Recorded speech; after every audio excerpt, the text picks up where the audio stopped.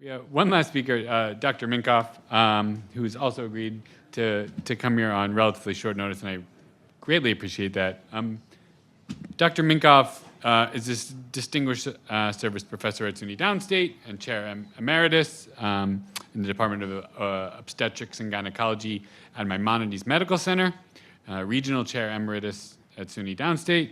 He's chaired and served on dozens of NIH study sections, had continuous federal research funding for 30 years, and has been a member of the organizing committees of and a speaker at 3 consensus development task forces. This is the cesarean section by choice, vaginal birth after cesarean section, and screening for diabetes. Thank you for that. Of the Public Health Service. So for more than a decade, he served as the chair of the executive committee of the Women's HIV Study, the largest multi-center cohort study of HIV in the United States. He's been a national board examiner in OBGYN and maternal fetal medicine. He chaired the program committee of Health Right and the perinatal safety committee of the Greater New York Hospital Association. He's also served as the vice chair of FACOG's National Ethics Committee and recently completed his tenure as chair of their Documents Committee. He previously served as the president of the New York Obstetrical Society. He's edited 4 books, written over 60 chapters and over, my gosh, 480 peer-reviewed publications, many of which have been focused on pregnant women's rights. He served on city, state, and federal panels, including ACOG, NIH, CDC, Surgeon General's Task Force, focused on epidemics ranging from HIV through COVID and monkeypox. He's the recipient of the U.S. Assistant Secretary of Health Award for his contributions to the care and research of HIV-infected women in the United States. And for all that, I thank you, and I'm very pleased to have you close out things here. Thank you very much. Thank you very much. My father would have appreciated that, and my mother would have believed you. It is a great privilege to be here. I've learned a tremendous amount, particularly from Dr. Gaffney, although after I heard it, I had to go to the bathroom and take an Eleville to hear about the health system.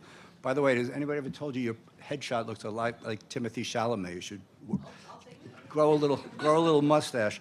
Now, I am not going to try to compete with everything you've heard about the details of our sort of broken healthcare system, but I will try to address a little bit more basic ethics and how that explains to some extent the difference between how some systems favor individuals and others favor communities, why it's different in France than the United States, and why it's different in Indiana than it is in New York.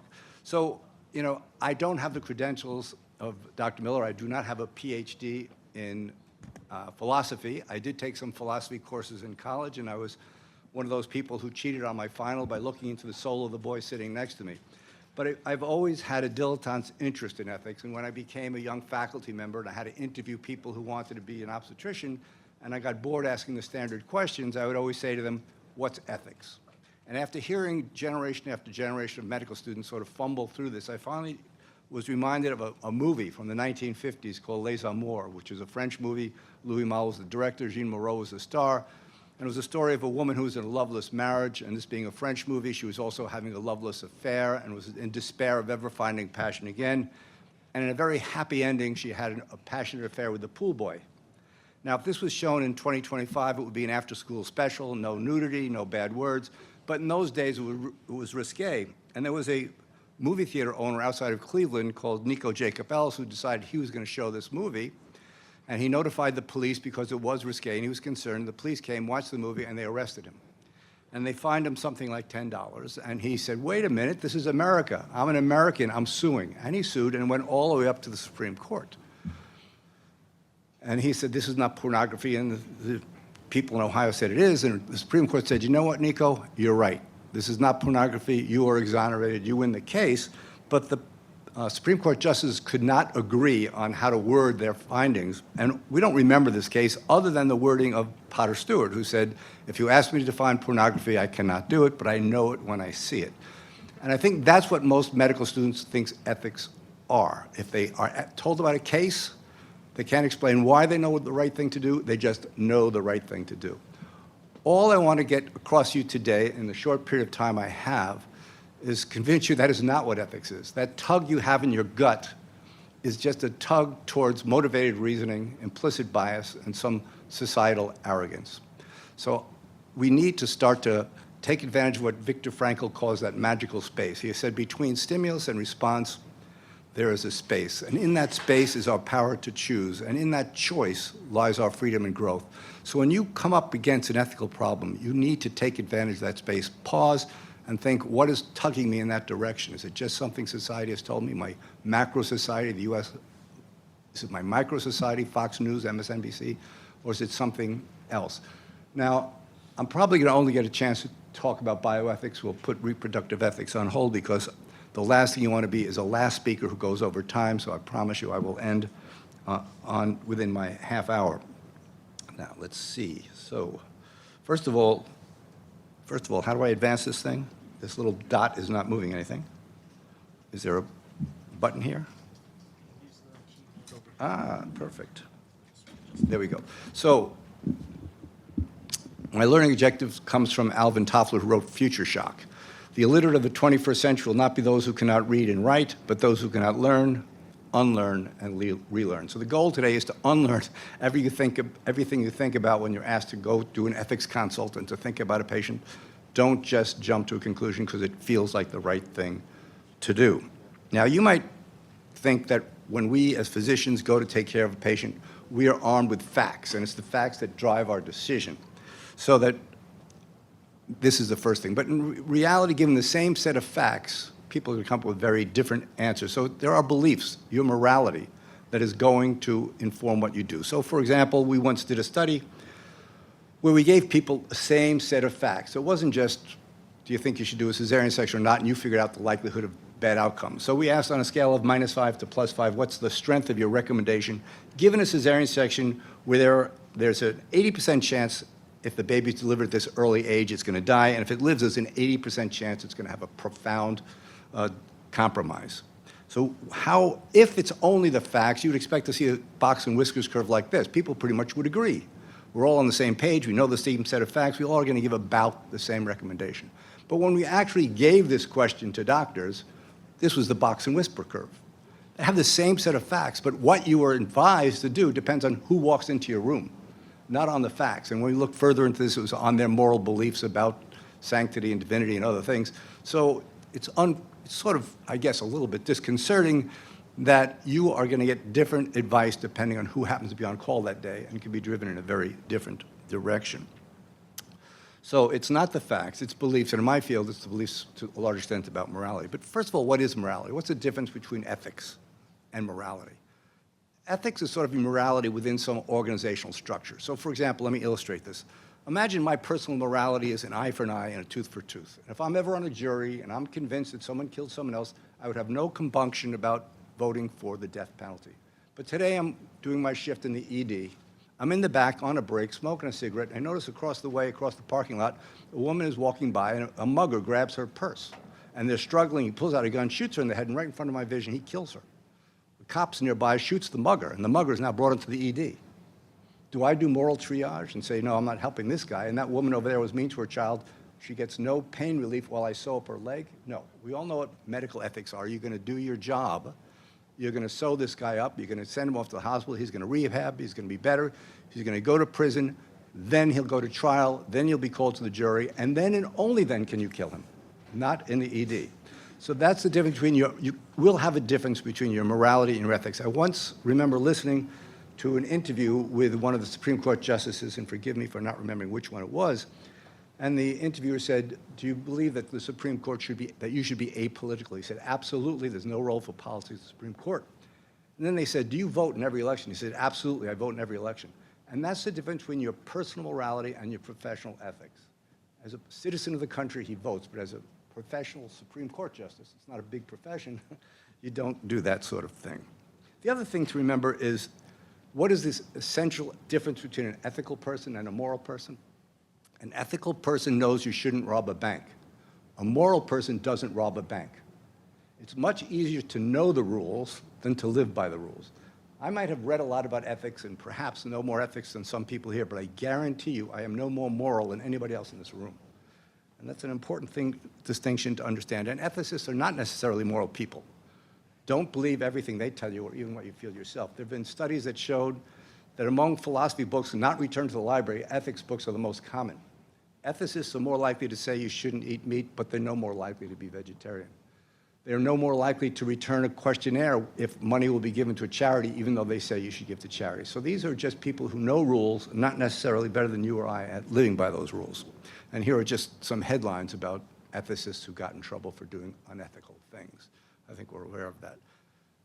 This essentially is the difference between how people operationalize their ethics. There's a sense that we are like Socrates at the Agora, where we just do this Socratic irony and we ask questions and we have this way of figuring out what's right or wrong.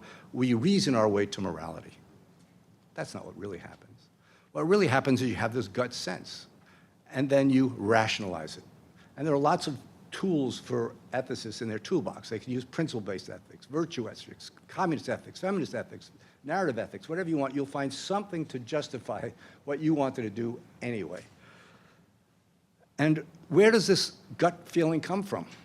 Well, it's a combination of a couple things. There's nature and there's nurture. Now, you might say nature? What is this nature? How do you get ethics at nature? Well, there's been studies done in Yale of kids who are 4 to 10 months old. 4 to 10 months old. And they show them these little puppets with eyes, so they look animated. And they'll be the good guy puppets and the bad guy puppets. In this one, the blue triangle is a good guy. It's helping the little red puppet to the top of a mountain. In the bad guy one, it is blocking the little red circle from getting up to the top of the mountain. After these scenarios, these 4 to 10 months old always grab the good guy out of their little packet of red and blue things. There's this sense of why, if you believe teleologically, why would God endow us with this particular thing? Well, the person who did the experiment said morality is a set of psychological adaptations that allow otherwise selfish individuals to reap the benefits of cooperation. So some things are put in the factory and some things come thereafter. So in other words, in the factory, you are born already wanting to eat. Later on, we can decide whether vegetarianism is better than eating meat, but you all have this desire to eat, and these other things come later. So this adaptation allows you and me to become us. But the problem is that there's all of them out there. And we, by the age of 4, we're already trying to distinguish people who speak a different language, are a different gender, are a different color. There's already starting to get us and them. And there's a lot of thems that all of us work with in our hospitals, them who speak different languages, them who come from different cultures, them who come from a different socioeconomic strata. And depending on what you've learned outside the factory, you take almost any issue, and you'll find some populations say, we don't care one way or the other, some who will say, this is really great stuff, and some say this is an abomination. There's data of this that goes back to Darius, the Persian general from the Battle of Marathon. He lost, by the way. But he called the ambassadors of the Calaitians, which is a tribe of North India, this is according to Herodotus, and the Greeks together, and he said, tell me about your funeral rites. And one of them said, we burn our dead, and the other said, we eat our dead. And he already sort of made the comment that people just grow into different ways, and we know this today in everything that we do. Now, all societies deal with the same 3 basic domains. It just varies in how they prioritize them. And this goes to the issue of why France may be different than us and how they decide how you do healthcare, or why Indiana is different than New York. If you're from the West, you tend to prioritize autonomy, which includes things like harm and justice, and believes that people have a right to seek their own gratification. Others prioritize community, duty, hierarchy, and the right to seek dignity by your place in the family. And finally, you have divinity, people who believe in the spiritual side of life with concepts like pollution and sin. Now, when these things are violated, you can almost see it. When autonomy is violated, people get angry. When community is violated, people feel contempt. And when divinity is violated, people feel disgust. And we'll go over that. But there are differences. If you ask a Westerner, finish this sentence, I am a, they are more likely than someone from the East to say a profession or a sentient state. I am a happy obstetrician. You don't hear that a lot, but that might be an answer. If you ask someone from China, they're more likely to say a relationship. I'm a sister, I'm a daughter, I'm a husband. It's just a different thing from early on. And this is just a simple thing I looked up. The n-grams, as you know, is how often a language or a word shows up in literature. Now, if you look in Chinese and you look at the frequency with which the word me and the word family show up, pretty similar throughout time. Now, what do you think it is in the United States? That up top is me. That little thing down at the bottom is family. We have a very different set of priorities when we look at these things. Now let's talk about divinity, which I said is manifested by disgust if you think it's been violated. This is the first sentence in a book by Jonathan Haidt, The Righteous Mind. I want you to think about this, and we're going to have a show of hands.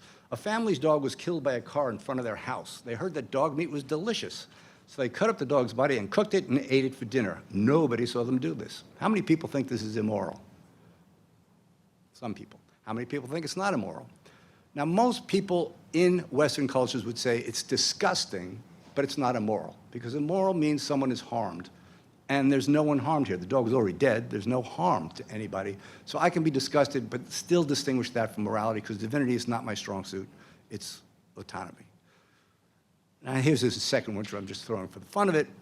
A man goes to a supermarket once a week and buys a chicken, but before cooking the chicken, he has sexual intercourse with it. This is from Jonathan Haidt, not from me. Then he cooks it and eats it. Is that immoral? Some people think poor dead chicken, it deserves a proper burial, right? Okay, but again, in the United States, most people would say disgusting, but I can distinguish disgust from immorality, and this is not immorality. Other cultures will agree with you that there's overlap between what's disgusting and what's immoral. And probably the best study to look at this is a study by Gray, and he came up with 12 scenarios, 4 each for things that were neutral, harmful, or impure. So a neutral thing would be something like eating toast, or getting on a bus, or folding a newspaper. Harm would be beating your wife, sticking a pin in someone, calling someone fat, or something like that. And impure, but with no one harmed, would be something like having sex with a corpse, putting feces on a Bible, watching animals having sex to get stimulated. Now, the solid bars are when you are under time pressure. You have to answer in a certain number of seconds, and then it disappears. The solid bar is when you have all the time in the world. You could see if it's neutral, people never think it's harmful no matter how much time you give them, because no one's going to think eating toast is harmful. In the harm scenario, again, there's no difference. If you beat your wife, you don't need a lot of time to say that's harmful. But when it comes to the impure, if you don't have time to correct yourself, when there's more egocentric bias, when there's more stereotype involved, you're more likely to say you see a victim in this scenario. Whereas if you have a time to think about it, it's less common. Now, when we try to think, how do these instincts flavor our decision-making, probably the most famous thought experiment in philosophy is Philippa Foot's, and I can go into her childhood at some point to explain how she came to this, because she lived in World War II and they were bombing other villages just to fool the Nazis and let people die. But in any case, her thought experiments are so famous. There was a book about it, which I would recommend to all of you, called Would You Kill the Fat Man? All about these decisions. And it's so famous, there are now New Yorker cartoons like this, the little engine that faced a tough moral dilemma. But I think most of you are familiar with this, but I want you to think it through with me. Imagine you're on a footbridge looking down at train tracks that fork below you. The train is headed down one track that has 5 little girls on it. One fat man is on the other track. And we'll get into why he has to be fat in a moment. Would you pull a lever next to you to divert the train from the track with 5 girls to the track with 1 man? Are you utilitarian? With greatest good for the greatest number, will you save the 5 at the cost of the 1? How many people pull the lever? Okay, majority, and that's pretty much what's been shown in surveys done, men, women, all over the world. That's pretty much what happens. But let's go to the second one, which is Judith Jarvis Thompson's addition to this.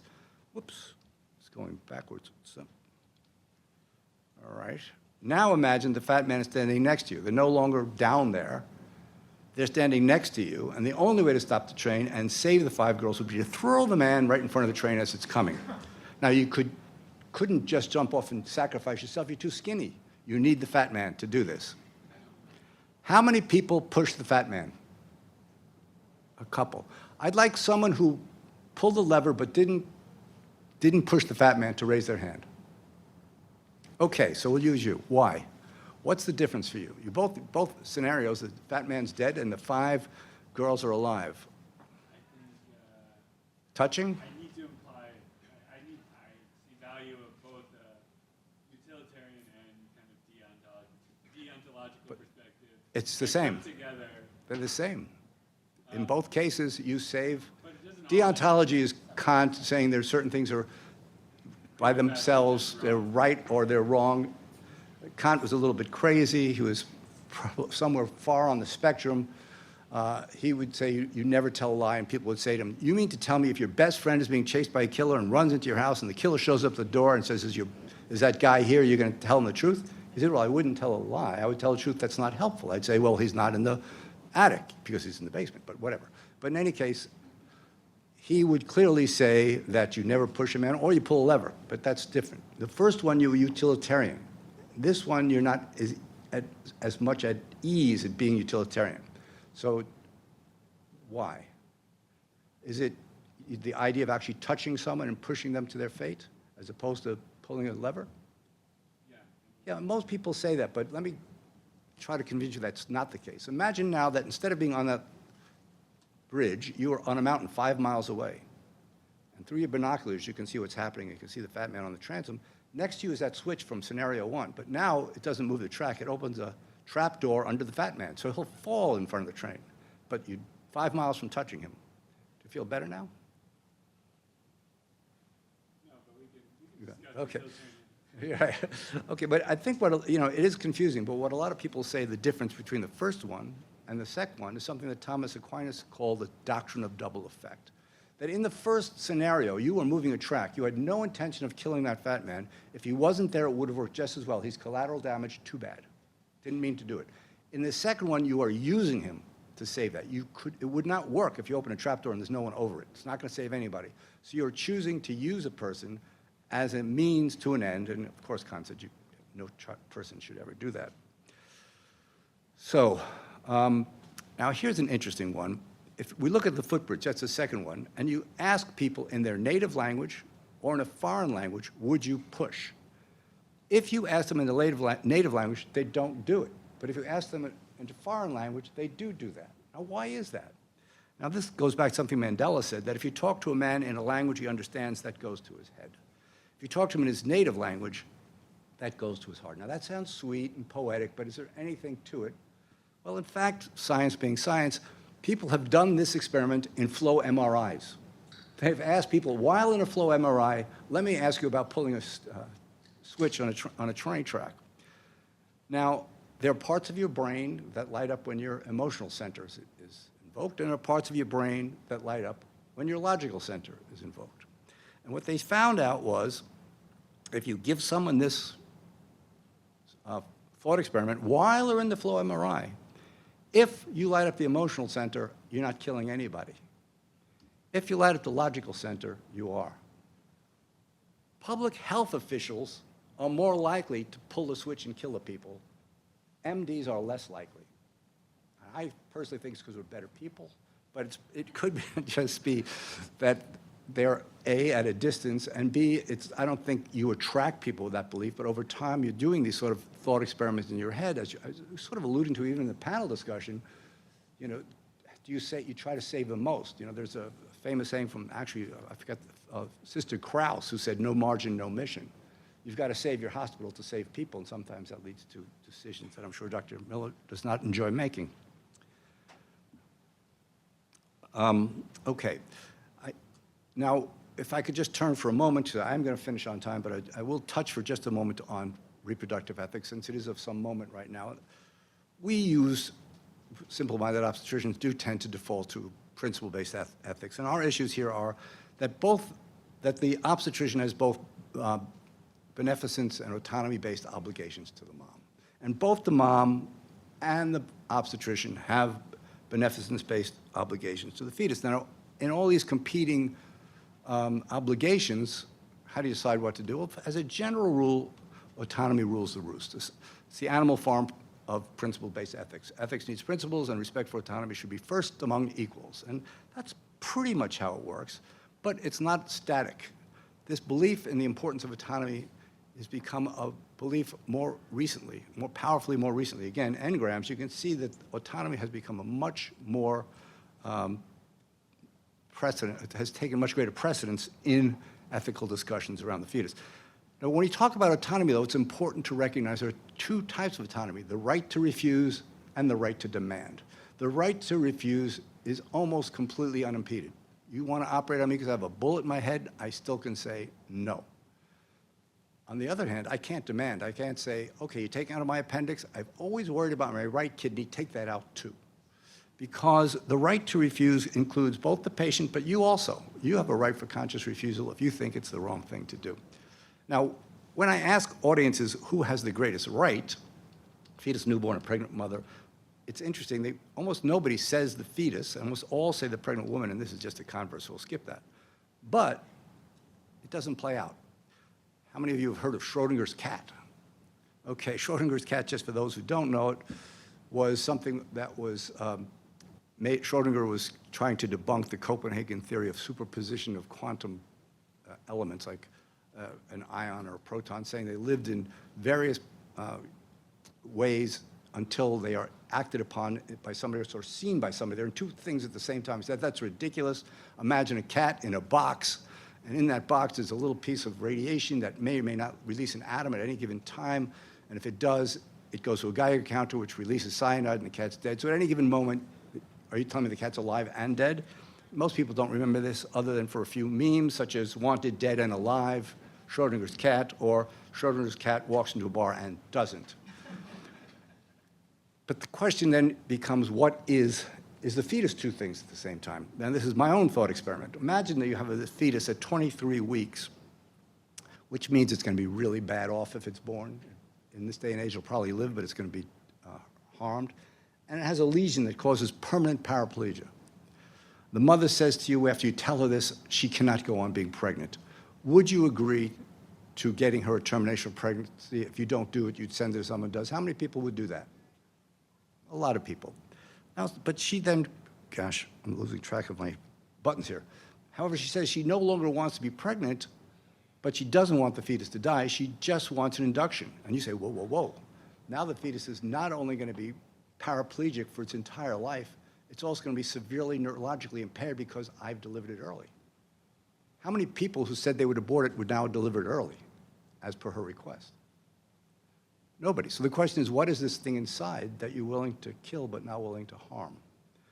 Which is an interesting question, which I called Schrodinger's fetus in a couple of articles along the way, which means it's a potential child and it's a potential abortus. And you will treat it differently depending on which it's going to be at the choice of the mother. At the choice of the mother. If it's pre-viable, the most important right is the mother's negative autonomy. You can't do anything to her without her permission. Then comes her affirmative autonomy. You want an abortion?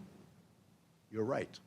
And least of all is the fetal rights. But once it's viable, the mother's negative right still remains the most important, but now the fetal rights issues start to be worthy of consideration, and the mother's affirmative rights is depressed a little bit. I would just suggest this is not viable or non-viable, but whether it's a potential child or not, once the mother decides. Now, before I called it potential child, I used to call it destined to be a child, but then Beyonce threatened to sue, so I stopped using that term. Now, this actually plays out in reality. If you, for example, have BRCA, you're BRCA positive, and you want to know if your daughter, who's 5 years old, is BRCA positive also. And you go to the pediatrician and say, I want her tested. The pediatricians are going to say, this is such a momentous thing to know. That child will have the right to make their own decision when they reach majority. Now take this in utero. Your husband has Huntington's chorea, and said, I want to know if the baby has Huntington's chorea. The obstetrician is going to ask you one question before they do an amniocentesis to find out. They're going to say, what are you going to do with the results? If you say, I'm going to abort it if it's positive, they'll say, fine, let's go ahead. They say, I just want to know. They'll say, this child has the right to make that decision for themselves when they've reached majority, and they won't do it. So it is inside, at the same time, two different things. Okay, so I said that. So now I want to ask you, and I guess we're getting towards the end, so I can make this pretty much the last series of questions. So a woman at term has a perfectly healthy baby, and the cord falls out, which means it's going to be dead in a minute if you don't do a section. It'll be perfectly healthy if you do.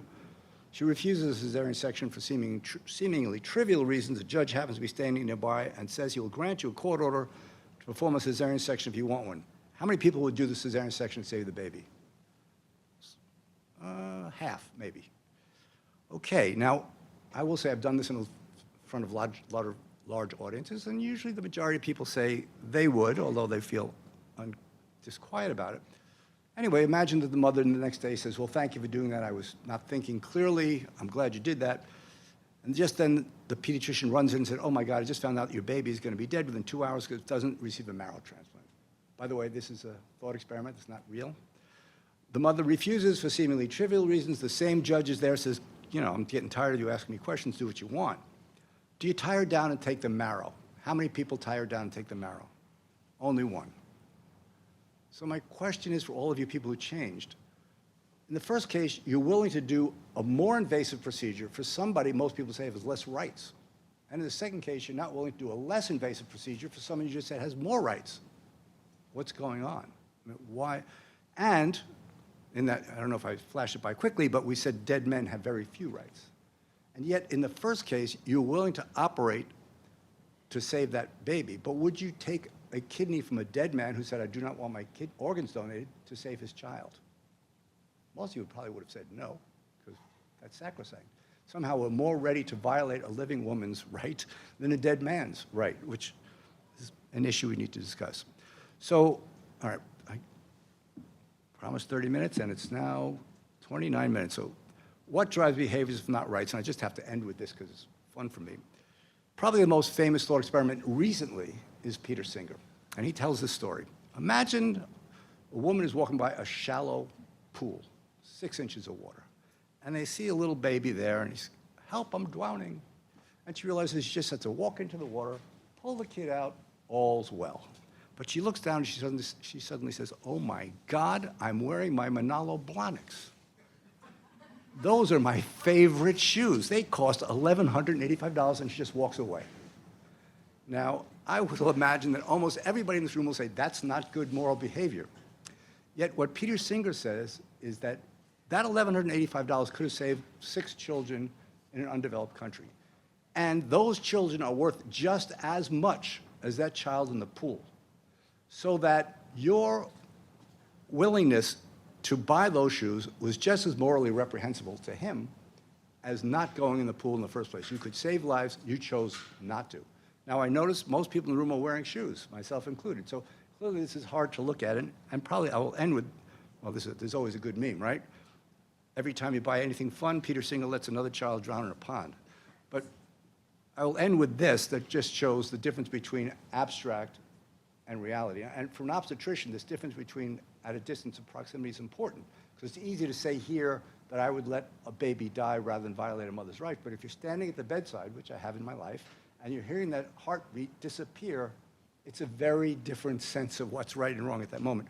But just imagine in my last thought experiment here, that you live next door to a really wealthy person, and you know he has 5 Picassos in his second floor room that he's about to sell to donate $327 million for health care in an underdeveloped, in Bangladesh. And it will save tens of thousands of lives. And you see fire consuming the house, and you run up the stairs to save those Picassos, and you only have time to get into one room, but in the room next to it, you hear a baby crying. Which room do you go to? Tens of thousands of people far away, or one baby here? Come on. Everybody's going to the baby, right? So we are not the most rational animals in the world. And when we're thinking about the ethics of what we do, we sometimes have to recognize, again, we start with our gut, but that should only be the beginning. At that point, we need to stop and think about what is the right thing to do. And Professor Miller, I hope I passed the audition. Thank you.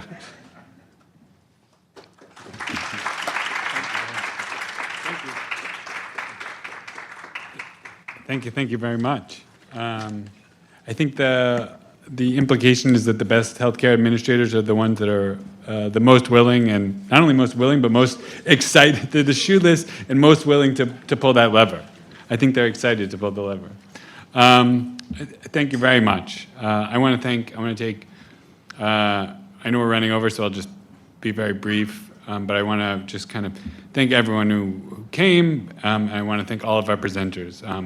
Thank you, Dr. Lazar, for giving us a conceptual overview of the challenges which are kind of unique to healthcare administrators, as opposed to, let's say, by providers. I thank Dr. Gaffney very much for providing an overview the political and economic factors which can inform our national insurance policies, both public but overwhelmingly private now, which determine who owns medicine, and dramatically affects the challenges faced by healthcare administrators and providers and patients.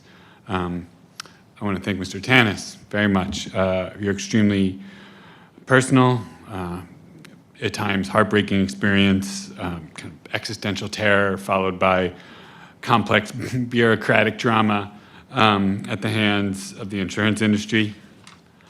I want to thank everyone on the panel. Thank you, Richard Miller, who sees the challenge of being a financial officer as kind of juggling the needs of present versus future, unknown patients with unknown needs.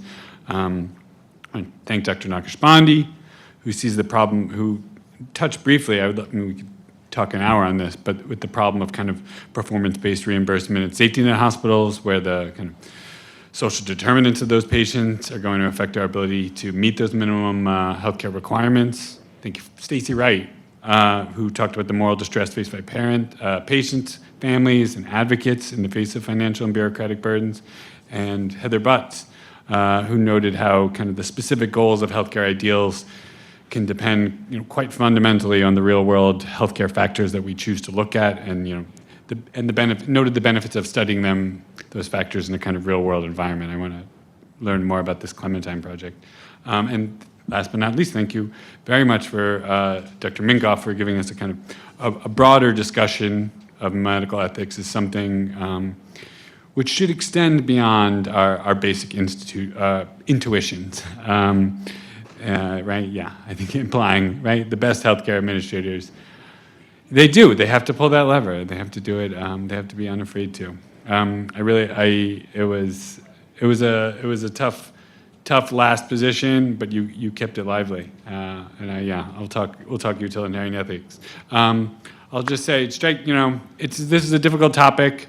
It strikes me late to say, there's not a lot of immediate, a lot of bioethics explores kind of real life circumstances, and these gives people potentially providers obvious take home messages. I think ethics of healthcare administration is a little bit different because there's not as much of an obvious take home message besides just the need to see ourselves as ethically community situated, politically situated, epistemically situated, in very real and important ways, even if we're not willing to realize it. I think we got some great suggestions. There are many things you can do with that. I remember during Dr. Lazar's lecture, we heard the protesters out there who were marching to help save Downstate. That's one way to kind of maintain political engagement. But I like the suggestions from some of our moderators to center narrative medicine, put health, continue to strive to put healthcare needs in ethical terms, and maintain political engagement in whatever way that's possible in these dark times. All right, thank you very much. I really, really appreciate everyone coming out.